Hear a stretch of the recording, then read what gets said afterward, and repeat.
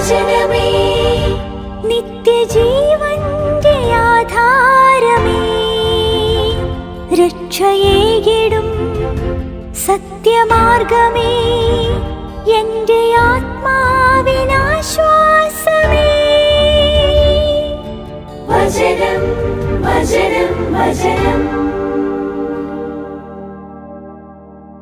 നിയമാവർത്തന പുസ്തകം 31-ാം അധ്യായം. മോശ ചെന്ന് ഇസ്രായേൽ മുഴുവനോടും ഈ വാക്കുകൾ സംസാരിച്ചു.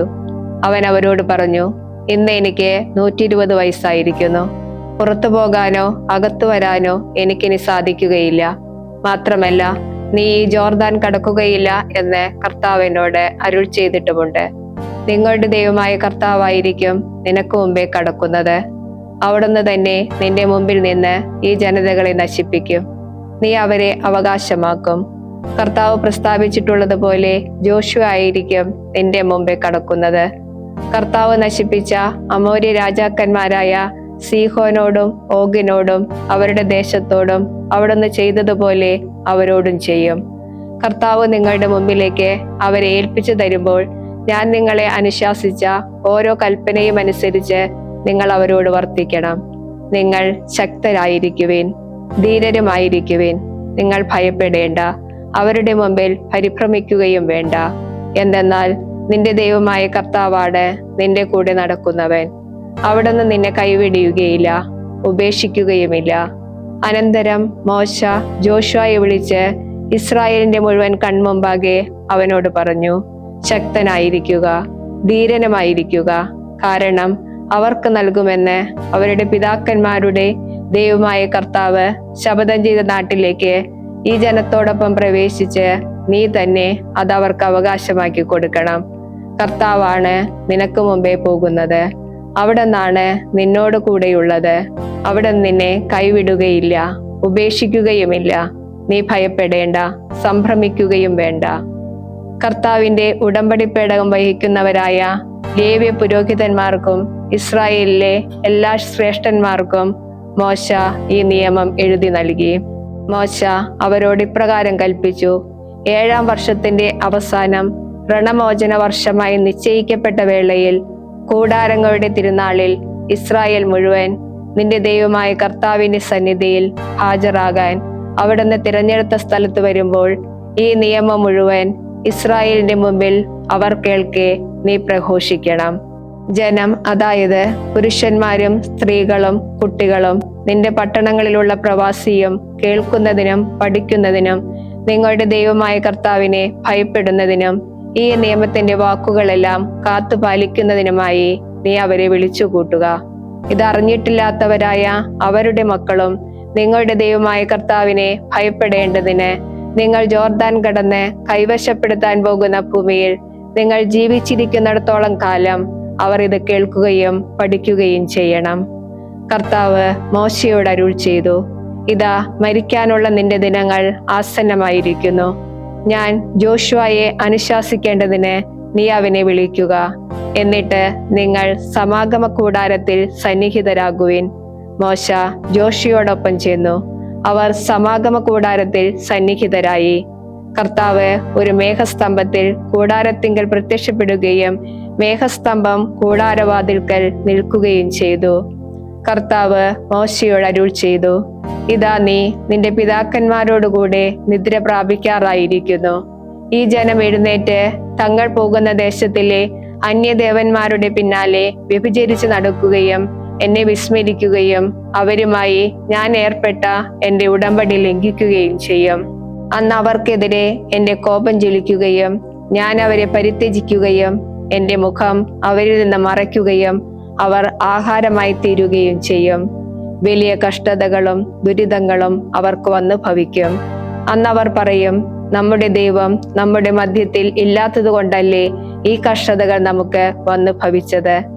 അന്നവർ ചെയ്ത എല്ലാ തിന്മകളെയും പ്രതി ഞാൻ എന്റെ മുഖം നിശ്ചയമായി മറയ്ക്കും. കാരണം അന്യദേവന്മാരുടെ നേരെ അവർ തിരിഞ്ഞിരിക്കുന്നു. അതിനാൽ നിങ്ങളിപ്പോൾ ഈ ഗാനം എഴുതി ഇസ്രായേലിനെ പഠിപ്പിച്ച് അവരുടെ അധരത്തിൽ അത് നിക്ഷേപിക്കുവിൻ. അതുവഴി ഈ ഗാനം ഇസ്രായേലർക്കെതിരെ എനിക്കുള്ള സാക്ഷ്യമായി തീരും. ഞാൻ അവരുടെ പിതാക്കന്മാരോട് ശപഥം ചെയ്ത പാലും തേനും ഒഴുകുന്ന നാട്ടിലേക്ക് അവരെ കൊണ്ടുവരികയും അവർ ഭക്ഷിച്ച് തൃപ്തരാവുകയും തടിച്ചു കൊഴുക്കുകയും ചെയ്യുമ്പോൾ അവർ അന്യദേവന്മാരിലേക്ക് തിരിഞ്ഞ് അവരെ സേവിക്കും. അങ്ങനെ അവർ എന്നെ പരിത്യജിക്കുകയും എന്റെ ഉടമ്പടി ലംഘിക്കുകയും ചെയ്യും. അനേകം തിന്മകളും ദുരിതങ്ങളും അവർക്ക് വന്ന് ഭവിക്കുമ്പോൾ ഈ ഗാനം അവർക്ക് മുമ്പിൽ സാക്ഷ്യമായി സംസാരിക്കും. എന്തെന്നാൽ അവന്റെ സന്തതിയുടെ അധരത്തിൽ നിന്ന് അത് വിസ്മരിക്കപ്പെടുകയില്ല. ഞാൻ ശപഥം ചെയ്ത നാട്ടിലേക്ക് അവരെ കൊണ്ടുവരുന്നതിന് മുമ്പേ അവർ നിരൂപിക്കുന്ന പദ്ധതി ഇന്നു തന്നെ ഞാൻ അറിയുന്നു. മോശ ആ ദിവസം തന്നെ ഈ ഗാനം എഴുതി ഇസ്രായേലിനെ പഠിപ്പിച്ചു. നൂനിന്റെ മകനായ ജോഷിയോട് അവിടുന്ന് കൽപ്പിച്ച് അരുൾ ചെയ്തു, ശക്തനായിരിക്കുക, ധീരനുമായിരിക്കുക. എന്തെന്നാൽ ഞാൻ ഇസ്രായേലരോട് ശപഥം ചെയ്ത നാട്ടിലേക്ക് അവരെ നയിക്കുന്നത് നീയായിരിക്കും. ഞാൻ നിന്നോടുകൂടെ ഉണ്ടായിരിക്കും. മോശ ഈ നിയമത്തിന്റെ വാക്കുകളെല്ലാം പൂർണ്ണമായും ഒരു പുസ്തകത്തിൽ എഴുതി തീർത്തപ്പോൾ കർത്താവിന്റെ ഉടമ്പടി പേടകം വഹിച്ചിരുന്ന ലേവായരോട് ഇപ്രകാരം കൽപ്പിച്ചു: ഈ നിയമഗ്രന്ഥം എടുത്ത് നിങ്ങളുടെ ദൈവമായ കർത്താവിന്റെ ഉടമ്പടി പേടകത്തിനരികെ വയ്ക്കുക. അവിടെ നിങ്ങൾക്കെതിരെ ഇതൊരു സാക്ഷ്യമായി തീരും. എന്തെന്നാൽ നിങ്ങളുടെ എതിർപ്പും ദുശ്ശാഠ്യവും എനിക്കറിയാം. ഇതാ, ഞാൻ ഇന്ന് നിങ്ങളോടുകൂടെ ജീവനോടെ ഇരിക്കുമ്പോൾ തന്നെ നിങ്ങൾ കർത്താവിനെ ധിക്കരിക്കുന്നവരായിരിക്കുന്നു. അങ്ങനെയെങ്കിൽ എൻ്റെ മരണശേഷം എത്ര അധികമായിരിക്കും. നിങ്ങളുടെ ഗോത്രങ്ങളുടെ എല്ലാ ശ്രേഷ്ഠന്മാരെയും മേൽനോട്ടക്കാരെയും എൻ്റെ അടുത്ത് വിളിച്ചു കൂട്ടുവേൻ. അവർ കേൾക്കെ ഈ വാക്കുകൾ ഞാൻ പറയുകയും അവർക്കെതിരെ ആകാശവും ഭൂമിയും സാക്ഷി നിർത്തുകയും ചെയ്യട്ടെ. എൻ്റെ മരണശേഷം നിങ്ങൾ തീർത്തും വഷളാകുമെന്നും ഞാൻ നിങ്ങളെ അനുശാസിച്ച മാർഗത്തിൽ നിന്നും നിങ്ങൾ വ്യതിചലിക്കുമെന്നും എനിക്കറിയാം. കർത്താവിന്റെ ദൃഷ്ടികളിൽ നിങ്ങൾ തിന്മ ചെയ്ത് നിങ്ങളുടെ കരവേലയാൽ അവിടുത്തെ പ്രകോപിപ്പിച്ചതിനാൽ അവസാന കാലം തിന്മ നിങ്ങളെ നേരിടും. അനന്തരം മോശ ഇസ്രായേൽ സഭ മുഴുവനും കേൾക്കെ ഈ ഗാനശീലുകൾ അവസാനം വരെ ആലപിച്ചു. നിയമാവർത്തന പുസ്തകം 32-ാം അധ്യായം. ആകാശമേ ചെവി തരിക, ഞാൻ സംസാരിക്കട്ടെ. ഭൂമി എൻ്റെ അധരമൊഴി ശ്രവിക്കട്ടെ. എൻ്റെ വചസ് മഴ പോലെ പതിക്കട്ടെ. മഞ്ഞുപോലെ എൻ്റെ വാക്കുകൾ പൊഴിയട്ടെ. പുല്ലിന്മേൽ മഴത്തുള്ളി പോലെയും സസ്യങ്ങളുടെ മേൽ വർഷധാര പോലെയും. ഞാൻ കർത്താവിന്റെ നാമം വിളിക്കയാൽ നമ്മുടെ ദൈവത്തിന് മഹത്വം നൽകുവിൻ. അവിടുന്ന് പാറയാകുന്നു, അവിടുത്തെ പ്രവൃത്തിയോ പരിപൂർണം. അവിടുത്തെ വഴികളെല്ലാം ന്യായം തന്നെ. അനീതിയില്ലാത്തവൻ, വിശ്വസ്തതയുടെ ദൈവം, നീതിമാന് നേരുള്ളവനും. അവർ അവിടത്തോട് മ്ലേച്ഛത കാട്ടി അവിടുത്തെ മക്കളല്ലാതായി. അവരുടെ കളങ്കം വഴി പിഴച്ചതും വക്രവുമായ തലമുറ. ഭോഷരും ജ്ഞാനരഹിതരുമായ ജനമേ, ഇങ്ങനെയോ കർത്താവിനോട് പെരുമാറുന്നത്? അവിടുന്നല്ലോ നിന്റെ പിതാവും നിന്നെ നേടിയവനും. നിന്നെ സൃഷ്ടിച്ചുറപ്പിച്ചതും അവിടുന്ന് തന്നെ. കഴിഞ്ഞുപോയ കാലങ്ങൾ ഓർക്കുക, പല തലമുറകളുടെ സംവത്സരങ്ങൾ തിരിച്ചറിയുവിൻ. നിന്റെ പിതാവിനോട് ചോദിക്കുക, അവൻ നിന്നോട് വിവരിക്കും. നിന്റെ ശ്രേഷ്ഠന്മാരോട് ചോദിക്കുക, അവർ നിനക്ക് പറഞ്ഞു തരും. അത്യുന്നതൻ ജനതകൾക്ക് അവകാശം വീതിച്ചപ്പോൾ, മനുഷ്യമക്കളെ അവിടുന്ന് പങ്കിട്ടപ്പോൾ, ഇസ്രായേലരുടെ എണ്ണമനുസരിച്ച് അവിടുന്ന് ജനങ്ങളുടെ അതിരുകൾ നിശ്ചയിച്ചു. കർത്താവിന്റെ ഓഹരി അവിടുത്തെ ജനമത്രേ, യാക്കോബ് അവിടുത്തെ അവകാശവീതവും. അവിടുന്ന് അവനെ മരുപ്രദേശത്ത് കണ്ടെത്തി, ശൂന്യത ഓരിയിടുന്ന മണൽക്കാട്ടിൽ. അവിടുന്ന് അവനെ കരുതലോടെ വലയം ചെയ്തു, തന്റെ കണ്ണിലുണ്ണി പോലെ കാത്തു സൂക്ഷിച്ചു. കൂടിളക്കി കുഞ്ഞുങ്ങളുടെ മേൽ വട്ടമിട്ട് പറക്കുന്ന കഴുകനെ പോലെ അവിടുന്ന് തന്റെ ചിറകുകൾ വിരിച്ച് അവനെ താങ്ങുന്നു. പക്ഷത്തിൽ സംഭവിക്കുന്നു, കർത്താവ് തന്നെ അവനെ നയിച്ചു. ഒരു അന്യദേവനും അവിടത്തോടൊപ്പം ഉണ്ടായിരുന്നില്ല. ഭൂമിയുടെ ഉയരങ്ങളിലൂടെ അവിടുന്ന് അവനെ സവാരി ചെയ്യിച്ചു. വയലിലെ വിളവുകൾ അവൻ ഭക്ഷിച്ചു. പാറയിൽ നിന്നുള്ള തേനും തീക്കല്ലിൽ നിന്നുള്ള എണ്ണയും കൊണ്ട് പോറ്റി. കാലിക്കൂട്ടത്തിന്റെ പാൽ കട്ടി, ആട്ടിൻപറ്റത്തിന്റെ പാൽ, ഒപ്പം ഭാഷനാടുകളുടെയും മുട്ടാടുകളുടെയും കോലാടുകളുടെയും കൊഴുപ്പ്, വിശിഷ്ടമായ ഗോതമ്പ് എന്നിവ കൊണ്ടും ദ്രാക്ഷാരക്തമായ മുന്തിരിച്ചാറ് നീ കുടിച്ചു. യശുറോൺ തടിച്ചു കൊഴുക്കുകയും തൊഴിക്കുകയും ചെയ്തു. നീ കൊഴുത്ത് തടിച്ച് മല്ലിട്ടു. തന്നെ സൃഷ്ടിച്ച ദൈവത്തെ അവൻ ഉപേക്ഷിച്ചു. തന്റെ രക്ഷയുടെ പാറയെ അവൻ പുച്ഛിച്ചു. അന്യദേവന്മാരെ കൊണ്ട് അവർ അവിടത്തെ അസൂയാലുവാക്കി. മ്ലേച്ഛതകൾ കൊണ്ട് അവിടത്തെ പ്രകോപിപ്പിച്ചു. ദൈവത്തിനല്ല അവർ ബലി അർപ്പിച്ചത്, ദുർദേവതകൾക്കാണ്. പുതുതായി അടുത്തു വന്ന അവർ അറിഞ്ഞിട്ടില്ലാത്ത ദൈവങ്ങൾ. നിങ്ങളുടെ പൂർവികർക്ക് അവ അപരിചിതങ്ങളായിരുന്നു. നിന്നെ ജനിപ്പിച്ച പാറയെ നീ മറന്നു. ഈറ്റുനോവെടുത്ത ദൈവത്തെ നീ വിസ്മരിച്ചു. കർത്താവ് കാണുകയും പ്രകോപനം മൂലം തന്റെ പുത്രിപുത്രന്മാരെ പുറന്തള്ളുകയും ചെയ്തു. അവിടെ അരുൾ ചെയ്തു, എന്റെ മുഖം അവരിൽ നിന്ന് ഞാൻ മറയ്ക്കും. അവരുടെ അന്ത്യം എന്തെന്ന് ഞാൻ കാണും. എന്തെന്നാൽ അവർ വക്രതയുള്ള തലമുറയാണ്. മക്കളെങ്കിലും അവരിൽ വിശ്വസ്തതയില്ല. ദൈവമല്ലാത്തതിനെ കൊണ്ട് അവർ എന്നെ അസൂയപ്പെടുത്തി. തങ്ങളുടെ മിഥ്യകളാൽ എന്നെ അവർ ചൊടിപ്പിച്ചു. ഞാൻ അവരെ ജനമല്ലാത്തതിനെ കൊണ്ട് അസൂയപ്പെടുത്തും. ഒരു ഭോഷജനതയെ കൊണ്ട് ഞാൻ അവരെ ചൊടിപ്പിക്കും. എന്തെന്നാൽ എന്റെ കോപത്താൽ അഗ്നി ജ്വലിക്കുന്നു. പാതാളഗർത്തം വരെ അത് കത്തിയെരിയും. ഭൂമിയെയും അതിന്റെ വിളവിനെയും അത് വിഴുങ്ങും. അത് പർവ്വതങ്ങളുടെ അടിത്തറകൾ ദഹിപ്പിക്കും. അവരുടെ മേൽ ഞാൻ തിന്മകൾ കൂന കൂട്ടും. അവർക്കെതിരെ എന്റെ അസ്ത്രങ്ങൾ എയ്തു തീർക്കും. ക്ഷയിപ്പിക്കുന്ന പഞ്ഞവും വിഴുങ്ങുന്ന ജ്വാലയും വിഷപ്പനിയും മൃഗങ്ങളുടെ പല്ലും പൊടിയിൽ ഇഴയുന്നവയുടെ വിഷത്തോടൊപ്പം അവർക്കെതിരെ ഞാൻ അയക്കും. പുറത്തുനിന്ന് വാളും അകത്തുനിന്ന് ഭയവും യുവാവിനെയും കന്യകയെയും വയോധികനോടൊപ്പം ശിശുവിനെയും വധിക്കും. ഞാൻ പറഞ്ഞു, ഞാൻ അവരെ കഷ്ണങ്ങളാക്കുമായിരുന്നു. അവരുടെ ഓർമ്മ മർത്യരിൽ നിന്ന് ഞാൻ നീക്കുമായിരുന്നു.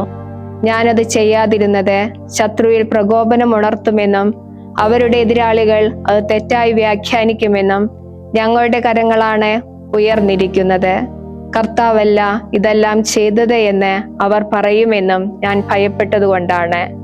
എന്തെന്നാൽ വിവേകം നശിച്ച ഒരു ജനതയാണവർ. അവർക്ക് തിരിച്ചറിവില്ല. അവർ വിവേകമുള്ളവരായിരുന്നെങ്കിൽ അവർ ഇത് തിരിച്ചറിയുമായിരുന്നു. അവരുടെ അന്ത്യം അവർ ഗ്രഹിക്കുമായിരുന്നു. അവരുടെ പാറ അവരെ വിൽക്കുകയും കർത്താവ് അവരെ ഏൽപ്പിച്ചു കൊടുക്കുകയും ചെയ്തില്ലായിരുന്നെങ്കിൽ ഒരുവൻ 1000 എങ്ങനെ പിന്തുടരും? 2 പേർ 10,000 എങ്ങനെ തുരത്തും? എന്തെന്നാൽ അവരുടെ പാറ നമ്മുടെ പാറ പോലെയല്ല. നമ്മുടെ ശത്രുക്കൾ തന്നെ ന്യായാധിപന്മാർ. സോദോം മുന്തിരിയാണ് അവരുടെ മുന്തിരി, ഗോമോറായിലെ വയലുകളിൽ നിന്നുള്ളത്. അവരുടെ മുന്തിരിങ്ങ വിഷമുന്തിരിങ്ങകൾ, അവരുടേത് കയ്പിന്റെ മുന്തിരിക്കുലകൾ. അവരുടെ വീഞ്ഞ് വ്യാളികളുടെ ഉഗ്രവിഷം, ക്രൂരസർപ്പങ്ങളുടെ വിഷം. ഇത് എന്നോടൊപ്പം സൂക്ഷിക്കപ്പെട്ടതല്ലേ? എന്റെ ഭണ്ഡാരങ്ങളിൽ മുദ്രിതമല്ലേ?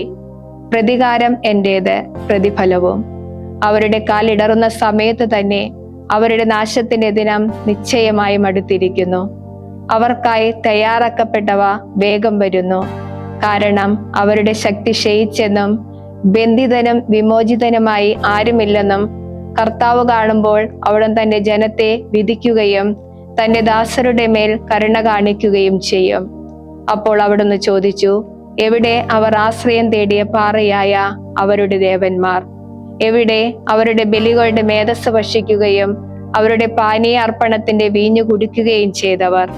അവർ എഴുന്നേറ്റ് നിങ്ങളെ സഹായിക്കട്ടെ. അത് നിങ്ങൾക്ക് അഭയമായിരിക്കട്ടെ. ഇപ്പോൾ നിങ്ങൾ കാണുവിൻ, ഞാൻ തന്നെ. എനിക്കൊപ്പം ദൈവങ്ങളില്ല. കൊല്ലുന്നതും ജീവിപ്പിക്കുന്നതും ഞാൻ മുറിവേൽപ്പിക്കുന്നു, ഞാൻ തന്നെ സുഖപ്പെടുത്തുന്നു. എന്റെ കയ്യിൽ നിന്നും വിടുവിക്കുന്നവനായി ആരുമില്ല. തീർച്ചയായും ആകാശത്തിലേക്ക് ഞാൻ കൈ ഉയർത്തി പ്രഖ്യാപിക്കുന്നു, എന്നേക്കും ജീവിക്കുന്നവനായ ഞാനാണ്. എന്റെ മിന്നും വാൾ ഞാൻ മൂർച്ച കൂട്ടുകയും എന്റെ കൈ ന്യായത്തിൽ മുറുകുകയും ചെയ്താൽ എന്റെ എതിരാളികളോട് ഞാൻ പ്രതികാരം ചെയ്യും. എന്നെ വെറുക്കുന്നവരോട് ഞാൻ പകരം വീട്ടും. എന്റെ അസ്ത്രങ്ങൾ ഞാൻ രക്തം കൊണ്ട് മത്തുപിടിപ്പിക്കും. എന്റെ വാൾ മാംസം ഭക്ഷിക്കും.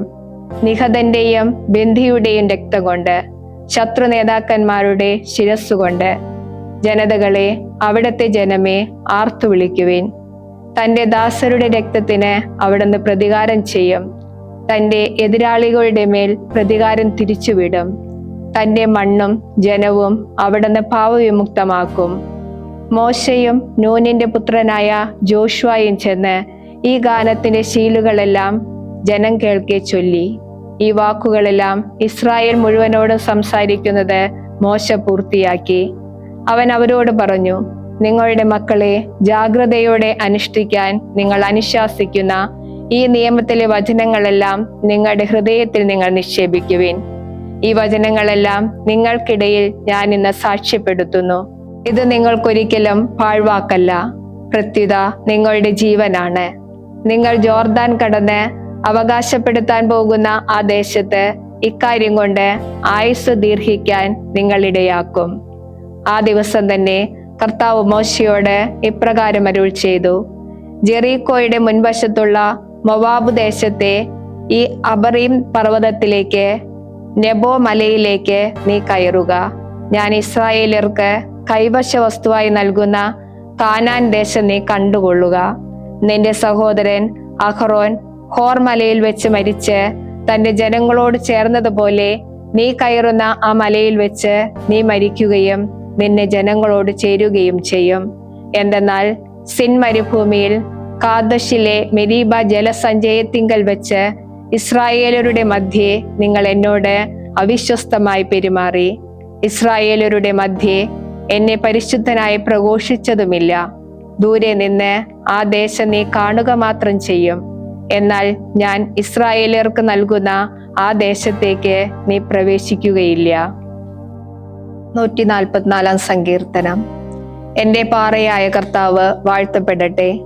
പടയ്ക്ക് എന്റെ കൈകളെയും യുദ്ധത്തിന് എന്റെ വിരലുകളെയും പരിശീലിപ്പിക്കുന്നവനാണ് അവിടുന്ന്. എന്റെ കാരുണ്യവും ദുർഗവും അഭയവും രക്ഷിതാവും എനിക്കുള്ള എന്റെ പരിചയം അവിടുന്നാണ്. എന്റെ ജനത്തെ എനിക്ക് കീഴ്പ്പെടുത്തുന്നവനായ അവിടുന്നിൽ ഞാൻ അഭയം തേടിയിരിക്കുന്നു. കർത്താവെ, അങ്ങ് ശ്രദ്ധിക്കുന്നതിന് മനുഷ്യനും അങ്ങ് പരിഗണിക്കുന്നതിന് മർത്യപുത്രനും എന്താണ്? മനുഷ്യൻ ഒരു ശ്വാസത്തിന് തുല്യനാണ്, അവന്റെ ദിനങ്ങൾ കടന്നു പോകുന്ന നിഴൽ സമാനവും. കർത്താവെ, അങ്ങ് ആകാശം ചായിച്ച് ഇറങ്ങി വരണമേ. പർവ്വതങ്ങളെ സ്പർശിക്കണമേ, അവ പുകയട്ടെ. ഇടിമിന്നൽ ജ്വലിപ്പിച്ച് അവരെ അങ്ങ് ചിതറിക്കണമേ. ദിവ്യാസ്ത്രങ്ങൾ അയച്ച് അവരെ തുരത്തണമേ. ഉന്നതത്തിൽ നിന്ന് കൈകൾ നീട്ടി എന്നെ പരിരക്ഷിക്കണമേ. പെരുവെള്ളത്തിൽ നിന്ന്, വിദേശീയരുടെ കയ്യിൽ നിന്ന് എന്നെ മോചിപ്പിക്കണമേ. അവരുടെ വായ് വ്യാജം സംസാരിക്കുന്നു, അവരുടെ വലത്തുകൈ കാപഢ്യത്തിന്റെ വലത്തുകൈയാണ്. ദൈവമേ, അങ്ങേക്ക് ഞാൻ പുതിയ ഒരു ഗീതം ആലപിക്കും. ദശതന്ത്രി വീണുകൊണ്ട് ഞാൻ അങ്ങയെ പ്രകീർത്തിക്കും. രാജാക്കന്മാർക്ക് വിജയം നൽകുന്നവനെ, തന്റെ ദാസനായ ദാവീദിനെ രക്ഷപ്പെടുത്തുന്നവനെ, ഉന്നതത്തിൽ നിന്നും കൈകൾ നീട്ടി എന്നെ പരിരക്ഷിക്കണമേ. വിദേശീയരുടെ കയ്യിൽ നിന്ന് എന്നെ മോചിപ്പിക്കണമേ. അവരുടെ വായ് വ്യാജം സംസാരിക്കുന്നു, അവരുടെ വലത്തുകൈ കാപഢ്യത്തിന്റെ വലത്തുകൈയാണ്. തങ്ങളുടെ പുത്രന്മാർ തങ്ങളുടെ യൗവനത്തിൽ തഴയ്ക്കുന്ന തൈകൾ പോലെയും തങ്ങളുടെ പുത്രിമാർ കൊട്ടാര മാതൃകയുടെ കൊത്തിയെടുത്ത സ്തംഭങ്ങൾ പോലെയും ആയിരിക്കട്ടെ. ഞങ്ങളുടെ അറപ്പുരകൾ തരാതരം വിഭവങ്ങൾ നിറഞ്ഞവയായിരിക്കട്ടെ. ഞങ്ങളുടെ ആടുകൾ വെളിംപ്രദേശങ്ങളിൽ 10,000 പെരുകുന്നവയാകട്ടെ. ഞങ്ങളുടെ കന്നുകാലികൾ ചനയുള്ളവയാകട്ടെ. നഗരഭേദനമോ വിപ്രവാസത്തിലേക്കുള്ള പോക്കോ ഇല്ലാതിരിക്കട്ടെ. ഞങ്ങളുടെ തെരുവീതികളിൽ ദീനരോധനം ഇല്ലാതിരിക്കട്ടെ. ഈദൃശ ജനം ഭാഗ്യമുള്ളത്, കർത്താവ് തങ്ങളുടെ ദൈവമായുള്ള ജനം ഭാഗ്യമുള്ളത്. വിശുദ്ധ ലൂക്കാ എഴുതിയ സുവിശേഷം 9-ാം അധ്യായം 21 മുതൽ 43 വരെയുള്ള തിരുവചനങ്ങൾ. ഇക്കാര്യം ആരോടും പറയരുതെന്ന് കൽപ്പിച്ച ശേഷം അവൻ അരുൾ ചെയ്തു, മനുഷ്യപുത്രൻ വളരെയേറെ സഹിക്കുകയും ജനപ്രമാണികൾ, പുരോഹിത പ്രമുഖന്മാർ, നിയമജ്ഞർ എന്നിവരാൽ തിരസ്കരിക്കപ്പെടുകയും വധിക്കപ്പെടുകയും 3-ാം ദിവസം ഉയർപ്പിക്കപ്പെടുകയും വേണം. അവൻ എല്ലാവരോടുമായി പറഞ്ഞു, ആരെങ്കിലും എന്റെ പിന്നാലെ വരാൻ ആഗ്രഹിക്കുന്നെങ്കിൽ അയാൾ സ്വയം പരിത്യജിച്ച് അനുദിനം തന്റെ കുരിശെടുത്ത് എന്നെ അനുഗമിക്കട്ടെ. സ്വന്തം ജീവൻ രക്ഷിക്കാൻ ആഗ്രഹിക്കുന്നവൻ അത് നഷ്ടപ്പെടുത്തും. എന്നെ പ്രതി സ്വന്തം ജീവൻ നഷ്ടപ്പെടുത്തുന്നവൻ അതിനെ രക്ഷിക്കും. ഒരുവൻ ലോകം മുഴുവൻ നേടിയാലും സ്വയം നഷ്ടപ്പെടുത്തുകയോ നശിപ്പിക്കുകയോ ചെയ്താൽ അയാൾക്കെന്ത് പ്രയോജനം? ആരെങ്കിലും എന്നെക്കുറിച്ചോ എന്റെ വചനങ്ങളെക്കുറിച്ചോ ലജ്ജിച്ചാൽ അയാളെക്കുറിച്ച് തന്റെയും പിതാവിന്റെയും വിശുദ്ധ ദൂതന്മാരുടെയും മഹത്വത്തിൽ വരുമ്പോൾ മനുഷ്യപുത്രൻ ലജ്ജിക്കും. എന്നാൽ സത്യമായി ഞാൻ നിങ്ങളോട് പറയുന്നു, ദൈവരാജ്യം കാണുന്നതിന് മുമ്പ് മരണം രുചിക്കയില്ലാത്ത ചിലർ ഈ നിൽക്കുന്നവരുടെ ഇടയിലുണ്ട്. ഈ വചനങ്ങൾക്കു ശേഷം ഏകദേശം 8 ദിവസം കഴിഞ്ഞ് അവൻ പത്രോസ്, യോഹന്നാൻ, യാക്കോബ് എന്നിവരെ കൂട്ടിക്കൊണ്ട് പ്രാർത്ഥിക്കാൻ മലയിലേക്ക് കയറിപ്പോയി. പ്രാർത്ഥിച്ചു കൊണ്ടിരിക്കുമ്പോൾ അവന്റെ മുഖഭാവം മാറി, വസ്ത്രം തിളങ്ങുന്ന വെണ്മയാർന്നു. അപ്പോൾ 2 പേർ, മോശയും ഏലിയായും അവനോട് സംസാരിച്ചു കൊണ്ടിരുന്നു. അവർ മഹത്വത്തോടെ കാണപ്പെട്ടു. അടുത്തു തന്നെ ജെറുസലേമിൽ പൂർത്തിയാകേണ്ട തന്റെ പുറപ്പാടിനെ കുറിച്ചാണ് അവർ സംസാരിച്ചു കൊണ്ടിരുന്നത്. പത്രോസും കൂടെയുള്ളവരും നിദ്രാവിവശരായിരുന്നു. അവർ ഉണർന്നപ്പോൾ അവന്റെ മഹത്വം ദർശിച്ചു. അവനോടുകൂടെ നിൽക്കുന്ന ഇരുവരെയും കണ്ടു. അവർ അവനെ വിട്ടുപോകുമ്പോൾ പത്രോസ് യേശുവിനോട് പറഞ്ഞു, ഗുരു, നാം ഇവിടെ ആയിരിക്കുന്നത് നല്ലതാണ്. ഞങ്ങൾ 3 കൂടാരങ്ങൾ ഉണ്ടാക്കട്ടെ, ഒന്ന് നിനക്ക്, ഒന്ന് മോശയ്ക്ക്, ഒന്ന് ഏലിയായിക്ക്. താൻ എന്താണ് പറയുന്നതെന്ന് അവന് തന്നെ അറിയില്ലായിരുന്നു. അവൻ ഇത് പറയുമ്പോൾ ഒരു മേഘം വന്ന് അവരെ ആവരണം ചെയ്തു. അവർ മേഘത്തിനുള്ളിൽ പ്രവേശിച്ചപ്പോൾ ശിഷ്യന്മാർ ഭയപ്പെട്ടു. അപ്പോൾ മേഘത്തിൽ നിന്ന് ഒരു സ്വരമുണ്ടായി, ഇവൻ എൻ്റെ പുത്രൻ, എൻ്റെ തിരഞ്ഞെടുക്കപ്പെട്ടവൻ, ഇവനെ ശ്രവിക്കുവിൻ. സ്വരം നിലച്ചപ്പോൾ യേശു മാത്രം കാണപ്പെട്ടു. ശിഷ്യന്മാർ മൗനം അവലംബിച്ചു. തങ്ങൾ കണ്ടതൊന്നും ആ ദിവസങ്ങളിൽ അവർ ആരോടും പറഞ്ഞില്ല. പിറ്റേ ദിവസം അവൻ മലയിൽ നിന്ന് ഇറങ്ങി വന്നപ്പോൾ വലിയൊരു ജനക്കൂട്ടം അവനെ കണ്ടുമുട്ടി. അപ്പോൾ ജനക്കൂട്ടത്തിൽ നിന്ന് ഒരുവൻ വിളിച്ചു പറഞ്ഞു, ഗുരു, എൻ്റെ മകനെ കടാക്ഷിക്കണമെന്ന് നിന്നോട് ഞാൻ അപേക്ഷിക്കുന്നു. അവൻ എൻ്റെ ഏക മകനാണ്. അവനെ ഒരു അരൂപി പിടികൂടുന്നു. അപ്പോൾ അവൻ പെട്ടെന്ന് നിലവിളിക്കുന്നു. അതവനെ വായിൽ നുരപതയും വിധം കോച്ചി വലിക്കുകയും വിട്ടുമാറാതെ ഞെരുക്കുകയും ചെയ്യുന്നു. അതിനെ പുറത്താക്കാൻ ഞാൻ നിന്റെ ശിഷ്യന്മാരോട് അപേക്ഷിച്ചു, എന്നാൽ അവർക്ക് സാധിച്ചില്ല. യേശു മറുപടി പറഞ്ഞു, വിശ്വാസമില്ലാത്ത വഴിപിഴച്ച തലമുറയെ ഞാൻ എത്ര നാൾ നിങ്ങളോട് കൂടെ ഉണ്ടായിരിക്കും? എത്ര നാൾ നിങ്ങളെ സഹിക്കും? നിന്റെ മകനെ ഇവിടെ കൊണ്ടുവരിക. യേശുവിന്റെ അടുത്തേക്ക് വരുമ്പോൾ തന്നെ പിശാച് അവനെ തള്ളിയിട്ട് കോച്ചി വലിച്ചു. യേശു അശുദ്ധാരൂപിയെ ശാസിക്കുകയും കുട്ടിയെ സുഖപ്പെടുത്തി പിതാവിനെ ഏൽപ്പിക്കുകയും ചെയ്തു. ദൈവത്തിന്റെ മഹിമാതിരേകത്തിൽ എല്ലാവരും അത്ഭുതപ്പെട്ടു. ദൈവവചനമേ, നിത്യജീവന്റെ ആധാരമേ, രക്ഷയേകിടും സത്യമാർഗമേ, എന്റെ ആത്മാ